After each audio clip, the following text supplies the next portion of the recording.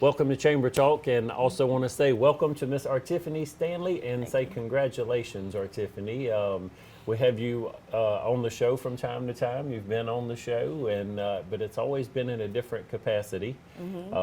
So you have been with the City of Dublin for 23 years and Assistant City Manager for the past 4 years. Yes. But you have a new role now with the Georgia Municipal Association. If you would share with us that role and what you're going to be doing. Okay. Well, excuse me, I'm going to be the Member Services Consultant with Georgia Municipal Association, which they are an organization that provides service to all the cities in the state of Georgia. I don't know if everyone knows from history how many cities we actually have in the state of Georgia, but 538 cities is what Georgia Municipal Services Association services. So we, my part will be, I'm a member services consultant, so I'll be providing consultation to cities in District 6 and 9 of GMA's district. And so what that entails is anything that a city needs as far as if they get a new city clerk and they need someone to come in and kind of direct them as far as what they need to be doing, then I'll go in and provide assistance for that. Also just educating them on the services that GMA offers as well.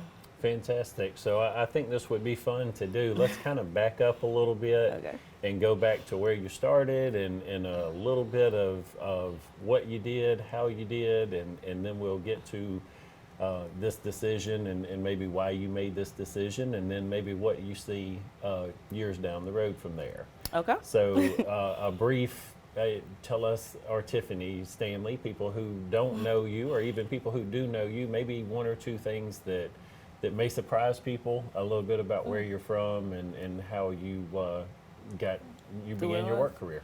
Okay, well, I'm from the East Side, East Dublin. So I graduated from East Lawrence. I won't tell what year, and then I just a few years ago. Yeah, just a few years ago. And so what? I went to Middle Georgia College, and I was going here in Dublin, and that was at the time where they were doing the 2-year degree. So I was working on my associate's degree, and then the opportunity came open at the City of Dublin, and that's when I applied for a summer internship. And so first job? No, my first wasn't my first job. I worked at several places before then. I worked at very first job was at Hardee's. Okay. Yeah, Hardee's. I worked at Belk's, Food Max. It was a place called Movies, which was a video rental place. I remember those. Yeah. And so I think I was still working. I know I was working at Belk's at the time when I did apply for the internship with Dublin. And so Joe Connor, he was the city clerk at that time, and he hired me in. I worked in the tax department, and so it was supposed to have been for like 3 months, I believe. And so during that time, they were renovating the city hall, and so they were redoing the drive-through window, and so they asked if I'd be interested in staying, and so I was, and so they worked with me as far as my school schedule. I was able to close the drive-through window at like 4:30, so I could, by that time, I think I had to start driving to Milledgeville for my courses. And so I was able to work in customer service about 5 years, and during that time, I earned my bachelor's degree in business administration. And then once I got that, then maybe a couple of years later, a position in HR came open. And so HR was interesting. Customer service had always been near and dear to my heart. And so I was like, I'm going to go to human resources, learn as much as I can.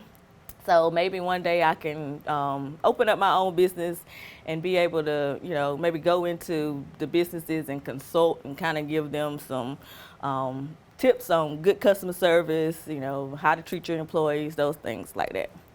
I was not very experienced in computers, so during that time, I think computers was just really, coming on the market, and so I took a computer course in class, and so I didn't really know a lot about computers, but I went to HR. I know you're telling on yourself now. What? Well, well, that was back then. I remember that too. Yeah, so. Well, yeah. And so, but yeah, well, I told myself when I said how long I was at the city, so, even 23 years, so, I started when I was a baby. That's right. But yeah, so I went to HR, worked in HR for 12 years, and I was also the mayor's assistant at the time. And so after a while, I started thinking, just looking toward the future and thinking, where did I want to go in the next couple of years? And city manager at that time, George Roussel, and they did not have an assistant city manager at that time. And so I saw the type of relationship, he had with some of the other department heads, and I was like, one day he's gonna retire. So, I want to prepare myself. I wasn't really thinking of city manager at that time. I was like, prepare myself. If a new city manager come in, I can be able to, help them, at that time. And so I was like, I need to learn everything I can about the city. So I went, start working on my public administration degree. Earned that, and then my master's in public administration. And then once I earned that, then that's when I became a special projects coordinator with the city of Dublin. And what that entailed was anything anybody else did not want to do. So, we call it a special project. That's right, special projects, nice name. But I didn't mind because, I wanted to really just learn everything I could about the city, all the different departments, just how everything worked. And so that's what I did. I learned as much as I could. And then after that, I was like, I thought about going back to get my doctorate degree. But I was like, city government, that's enough. That's a lot of education right there because it's constantly changing and you're always learning things. And so I just really just started, trying to learn as much as I could as far as being a city administrator. So let me back up for just a second and let's say Artiffany's 12, 13, 14, 15 years old. Okay. and sometimes we think a little bit about when I grow up, I want to be how would you complete that sentence maybe as a 14 or 15-year-old? I just remember thinking that I wanted to be a businesswoman. Okay. I wanted to work in one of the sky-rise buildings like downtown Atlanta. And that was my ideal dream. So not the doctor or veterinarian or any, you nope, want to be a business person? Could not. I thought about a nurse because I knew that was a good career, but I can't stand the sight of blood, so that wasn't going to do. So, yeah, it was just business. That's interesting. Yeah. Interesting. So we're going to take a quick break, and then when we come back, I want to talk a little bit more about some of your years during your tenure with the city. Okay. And then, of course, we want to talk about the exciting future that you have ahead. So we'll be right back after this commercial break. Hey, how you doing? Eric Kate, City I'm good. Brad Grimes. I think I'm smelling some gas in my yard out here. All right, and what area are you smelling at? Over here in this area, the meter's on that side over there. Okay, what we're gonna do is we're gonna check the meter to make sure there's not a leak there. Okay. And then we'll locate the line out and put down a couple holes just to check on the ground to make sure you don't have a leak. We'll check each corner of your house. If you could, just stay on the porch. Okay. If you think you have a gas leak, we're on call 24 hours a day, 7 days a week. Call us at 478-277-5048. Welcome back to the show, Artiffany. Thank you. It's always a pleasure to get and spend pleasure to get to spend a few minutes with you. And I like to laugh a lot when I'm with you, and you and I cut up and joke a lot about things. I'm still not 100% sure I'm happy for you with this new job here. Yeah. But as long as I want to get to keep working with you, I guess I'm going to be happy about this. So, but anyway, so you decided you wanted to be a business person. You started working at the city. You have worked with some different city managers during your tenure, and I'm sure you've had some ups and some downs and some highs and some lows. Yeah. Anything you want to share with us, or any stories maybe that you could share that might be interesting to folks? Okay. Well, we always used to, in HR, we used to always be kind of like on pins and needles. You never know with a boss, you never know if your boss is going to get on to you or not. You always be scared of that. But when he used to call, this was the previous city manager, he'll be like, come to my office. And you didn't know what you was coming. And we used to say, well, we've been Georged. And so that was a joke between me and the human resource director at that time. But I felt like, he made sure that everything was in order and that you was doing what you're supposed to be doing. If he had to get on to you, he would get on to you. And I never wanted to get in trouble. And luckily, I guess I was the good girl because I did not get in trouble. And so, that was probably one of the things that I always remember at the city. Another one would be the mayor. I work with the mayor. And he used to he'll call and he'd be like, do me a letter for such and such. He'd give you 3 sentences. And I'm like, okay, what am I supposed to do with these 3 sentences? I got to make a whole letter out of this. And so, but it challenged me to really think. And so, and he'll tell people today, he was like, I give Tiffany something, ask her to write me a letter. I give her a few words and it comes back perfect. I don't have to change anything.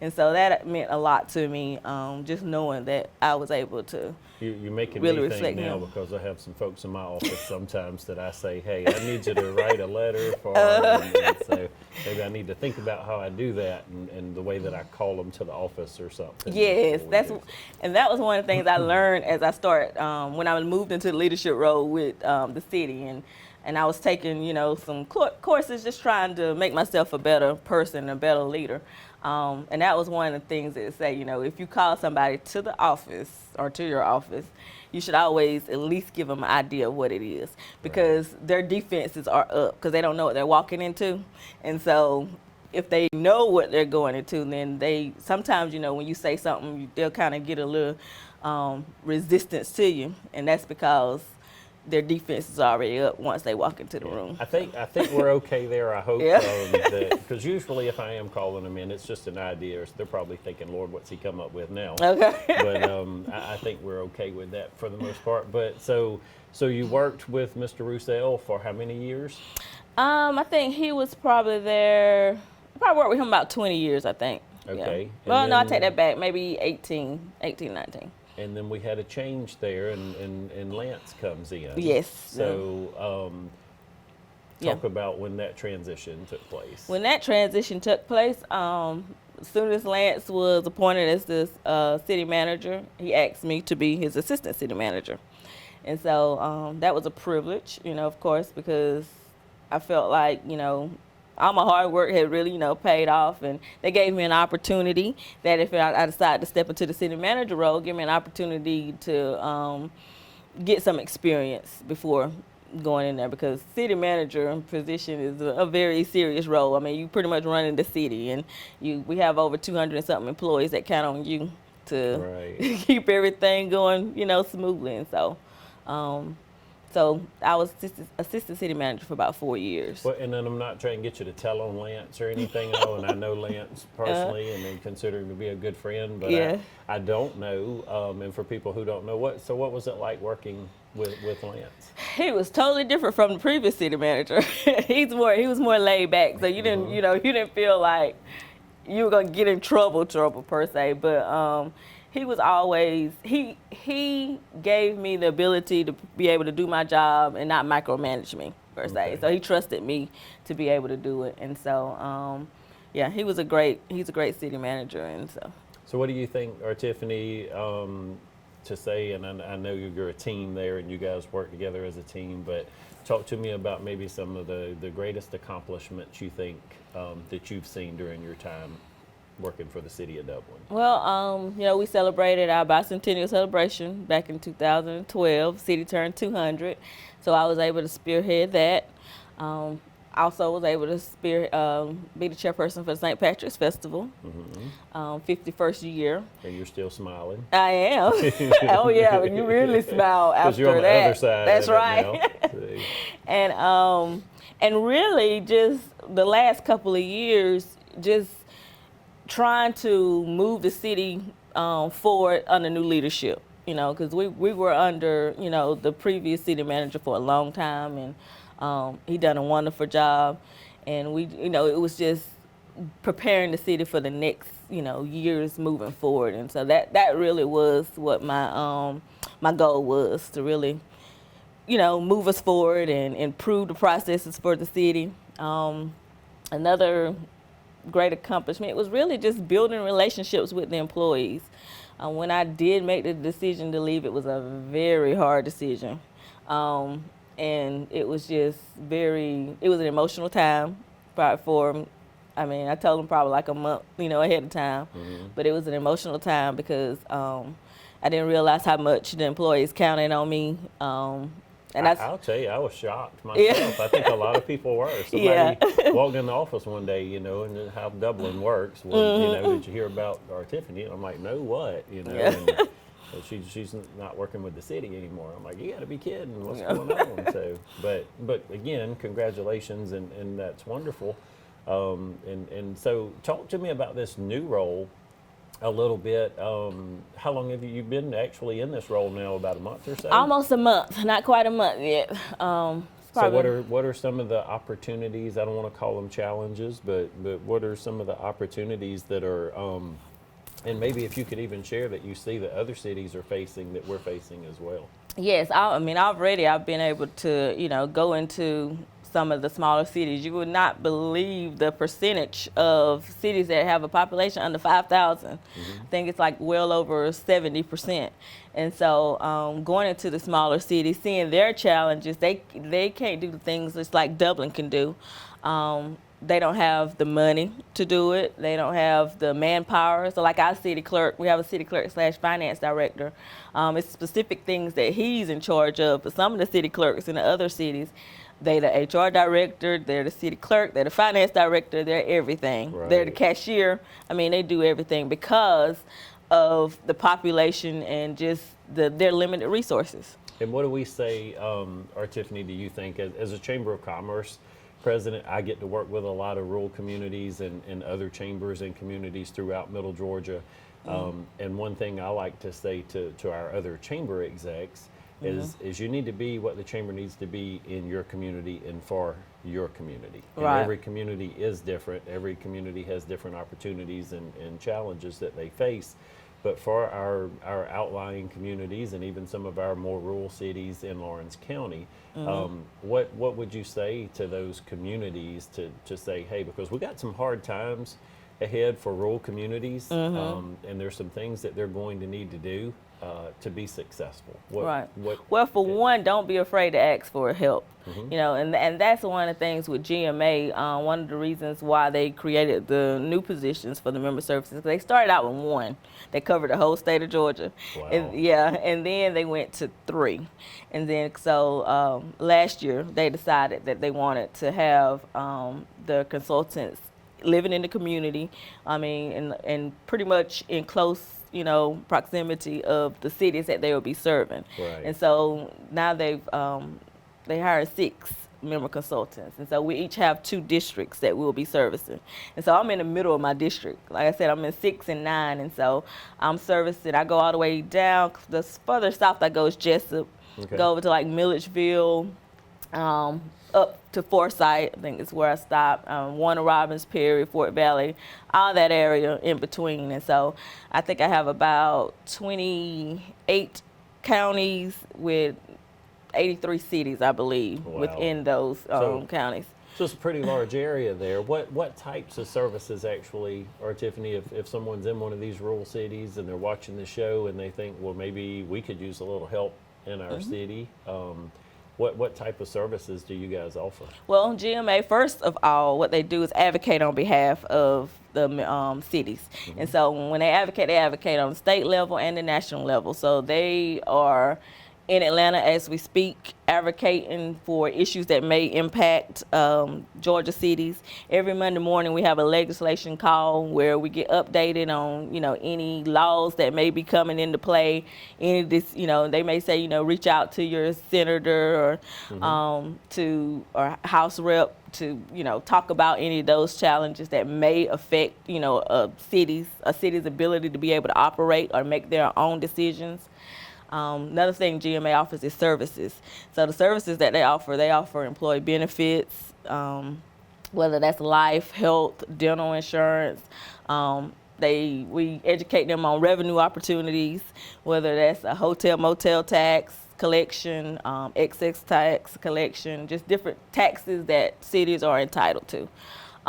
Even we work with third-party companies to come in and assist them. Like some of the other programs that we have is if you know, you have people that have accidents in your city and, you know, they damage city equipment, then you can recover the money back from that driver that damaged the equipment. And so Another thing they do is telecommunications right away.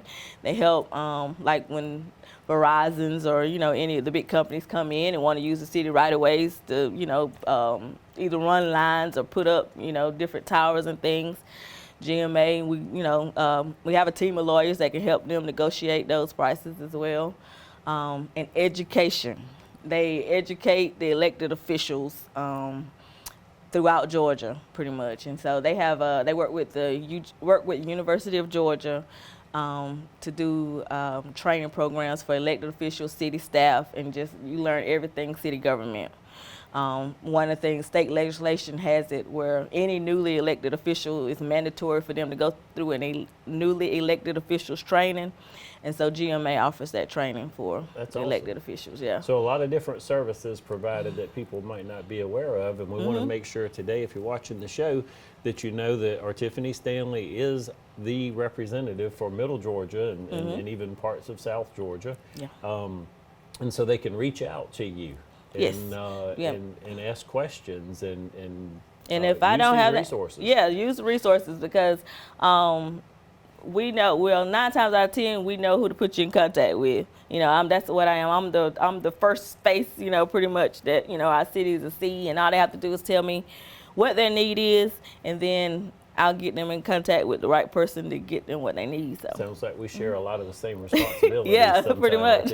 Hey, we need to take one more commercial break, and then we'll come back and wrap things up. I'm Heath Richter, and we just want to invite everybody to come on down to the Houston Clinic and check us out at our new facility. We've been in Dublin for a while now, obviously, but have a new office here, and we'd just like you to come down and see some of the new stuff we're offering. And if you need to get checked out, we'd be glad to do that for you. We've got able to do some ultrasound-guided injections now, and physical therapy, and just a little bit better space, so hopefully we can get you in and out of here a little bit quicker. Come by and see us today at our brand new location, the Houston Clinic, Medical Drive in Dublin. Welcome back to the show. Artiffany, again, it's always a pleasure to get to spend some time chatting with you, and we're talking about an exciting new opportunity for you today. Yes. Working with the Georgia Municipal Association, and I want to get into a little bit different part maybe or different discussion right now, but something near and dear to myself, and I'm sure you've been a part of being with the city. The 2020 census is coming up. Very important. And it's so important for all of our, and I want to say even especially our rural communities and our rural cities to participate in the census, because those counts and those numbers are going to determine funding. Yes. And then opportunities for those cities to be able to perform, to be able to remain vibrant and to become more vibrant and hopefully to grow into the future. And I know you guys have some things through GMA that back up some of the importance of why this census is so important. So if you would share some of that. Yes, it's going to be very important because Georgia cities play a vital role to Georgia's economy, period. And so just to kind of give you some statistics on Georgia cities, they comprise almost 9.2% of the land mass in Georgia and provide 68% of the jobs that are in Georgia. Also, the population that's within Georgia cities is 43.1%. So going back to the census, that's why it's going to be very important for the cities to make sure that they make every person count, because 43% of the population in Georgia is within the cities in Georgia, and so that's a very large number. And between the last census in 2017, between 2007 and 2017, Georgia cities grew at a rate of 17.4% compared to like 9% for the state as a whole. And so Georgia cities play a very vital role for the economy in Georgia. And so getting out and making sure that, every citizen is counted will bring more money, more resources into, that city, so they'll be able to continue to grow their city. Even the smaller cities, you don't have to stay small forever. You can always improve things. Infrastructure gets old. That needs to be improved. And if you want to continue to, be able to provide quality services to your residents, then, you got to make sure that You definitely make I love everybody to count. tell our folks in the chamber industry, you know, we have some chambers sometimes and they'll come and they'll say, well, we're just a small chamber. Yeah. No, you're an emerging chamber, you're a growing chamber, you're an evolving chamber, but don't label yourself, well, we're just a small anything. And so, because I would think, and you could probably speak to this better than I can, but with the cities today, there are statistics that say that small cities in America are going away and they're going to become part of a larger demographic or a larger city. And people don't want to lose that identity. They don't, and no. their name and their brand of their city. I think it would be wise to take advantage of some of the opportunities and some of the resources, of course, that GMA is one of those resources, the programs and the advocacy that you guys provide to help keep them vibrant. Yes, and that's what we do, and that's what we'll continue to do. And what I tell a lot of people, and you hear time and time again, you do not have to recreate the wheel. Right. Somebody out there is struggling with whatever issue that you're going through, you know, and so all you got to do is ask for help. And that's what we're here for. So pull those resources together. Like I said, Yes. you've got how many counties and cities? I have 83 cities, just 83 in my cities. district alone. Yes. So you probably are not seeing anything that's unique. You're seeing, well, Yeah. they're struggling with it, and they're struggling with it, and they're struggling with it. Yeah. Again, what a great opportunity to be able to bring some resources together. You know, I wish sometimes, and I know it's a totally different subject, but I see that in the church sometime, and you see neighborhood churches, and here's one struggling, and here's one struggling, and you just don't see unified effort working together together. when we all have the same goal. Right. But GMA, of course, does have a goal to help the municipalities throughout the state of Georgia. And so, again, congratulations on being a part of that team now and being right here. Yes. What an asset for us to have you. So you're not moving away. You're I gonna do not have to move. I'm going to stay right here in Dublin, and I'm able to work from my home, and all I have to do is just go out to the cities and whenever they need me and assist with whatever it is they need. So the people will still see your smiling face I'll in the still be here. restaurants, the grocery stores, and Yes. if you see Artiffany out on the street, if you take just a minute, say congratulations to her. And of course, if you have any questions, reach out to Artiffany, and Yes. congratulations again. Thank you. Thank you All so right. much for joining us today, and thank you for joining us today. Thank you, Artiffany, for helping us make today and every day a great day for business in Dublin, Lawrence County.